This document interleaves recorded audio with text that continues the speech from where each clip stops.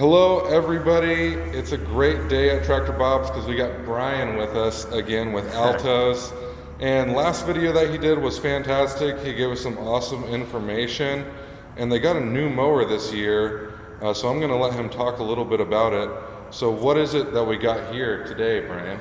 This is a early pre-build, a 2022 model. It's right off the presses. They're going to go into production this month of March and be ready probably by mid-April to the end of April. There are some distinct and separating things from our regular TRXs, most notably being that it's a stand-on machine. A lot of the features are still the same. For the first build, it's only going to come in an all-terrain deck. You can add the straight blade kit to it. Later in the summer, there will be a finish cut deck option. It still carries the torque flex suspension system, and the stand-on machine actually has a panel in the back that's going to give you some additional suspension. Okay, let's take a look at that panel. So the panel can be adjusted depending on a person's height. If they're a little shorter, they can move it up. Taller person, and leave it down there. Okay. So they're going to be real easy to work on as well. You just loosen the two knobs, take out the front, and now you have access to your pumps. Hydraulic oil? Yes. And then your two pumps right there. Right there. Those are big pump fans for a stand-on mower. So it's really easy peasy. 8.5 gallons of gas. Because of the tracks themselves, your ride is going to be much smoother. With a wheeled machine, you go up on every bump and down in every hole. Now you can span those. So for your rough terrains, rougher areas, you're going to get a much smoother ride. So you set the mower deck to whatever height you want it. Just push the button, take the pressure off, and it'll go back down to whatever height that you preset that on. There is our same soft start to help save on your belts, and it's a keyless entry. The keyless entry, you can put whatever number that you want, your number, and the servicing dealer has a bypass code, so you don't need to share with anybody what your number is. They'll still be able to work on it and move it and do whatever they need it to. You have a parking brake, and then it's essentially just running a zero turn. Forward to go forward, backward to go backwards. If you step off the tray with the parking gauge not engaged or the PTOs left on, the safety feature will click in and it'll shut your mower off. So for whatever reason, if you happen to fall off of it, the mower will stop. Okay. While you're mowing. So nice big cushiony pad. One thing that Brian pointed out is the deck dial, which I've never seen on a stand-on zero-turn mower. I don't know if they have them on others, but definitely the ones that I've seen don't have the deck dial. So that's going to make it easier than like a pin style to change. And then you got that big gas can there as well. These bars right here and this plate are largely to protect the engine. So when you are going through a wooded area or some rough terrain area that there's some branches or things like that, you don't want to catch a branch on some of the miscellaneous parts on the engine. It also does add strength. You can see that it is attached to the front fork and in the body up here. But mostly it's just to protect the engine. So can you tell us a little bit about why they decided to bring on a stand-on mower in 2021? We created the track market, and that has gone very well for us. So this is just an addition to our other lineup. I can see that the users might be somebody who wouldn't be using it 40, 50 hours a week, who would maybe have 10 or 15 or 20 hours of rough terrain and side hills and water issues that they would want to address. It's significantly less money than our big 766.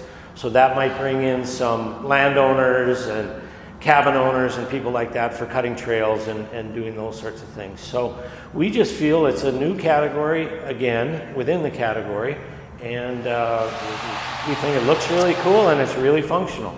And I also noticed that it's unsymmetrical, which is kind of interesting because you got the gas tank on your right-hand side and then the battery on the left-hand side. Can you show us how that battery Sure. gets accessed? Yeah, it's just as simple as can be. Just lift up the cover and there it is. So if you ever did need to jump it, or if you were going to have it sit for a while and you wanted to just disconnect the battery, there it is.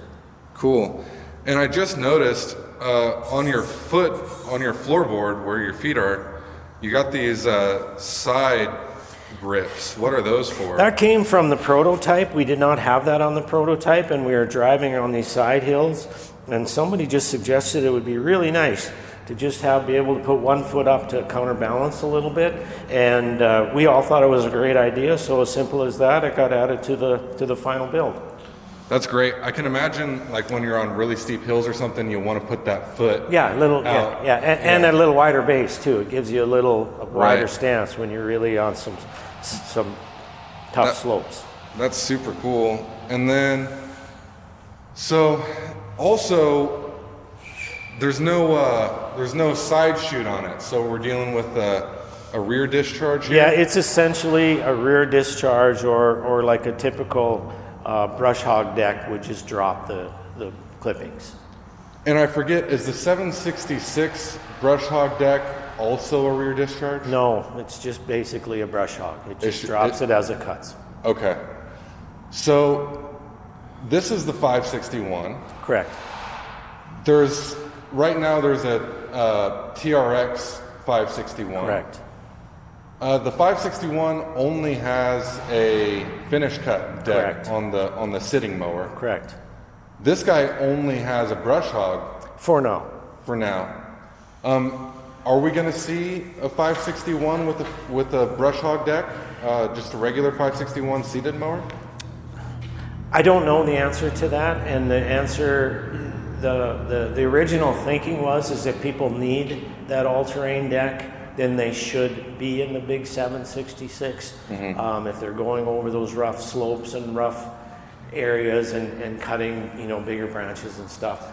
I'm not sure if that thinking will change and they'll put it on the 561 sit-down version, but this one is beefed up and probably more competes with the 766 in terms of robustness and performance and what you're buying.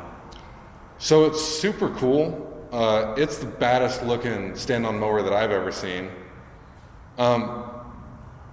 Could you talk a little bit about, so in our last video we did talk about the torque flex. Sure. I think we should talk about it again for those who didn't see that last Altoz video. Okay. It takes the chatter out.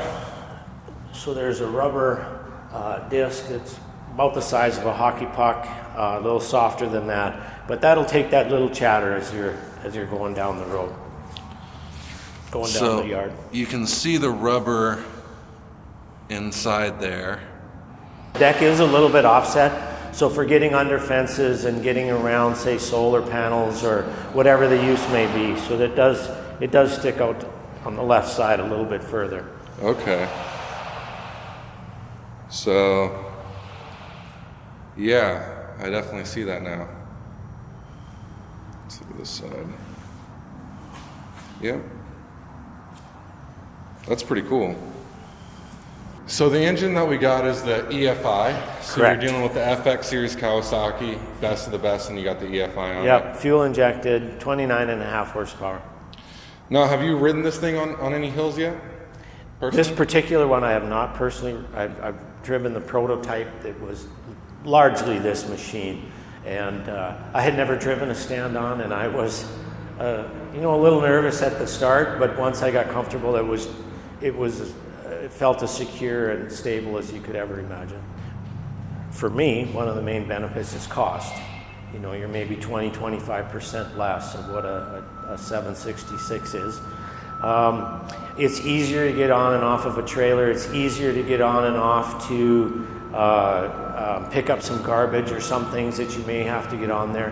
When you're standing on it too, you're over the tops of the decks so you can see any obstructions or anything that might be coming up. You're just at a higher level and it's more immediate. It's right below you.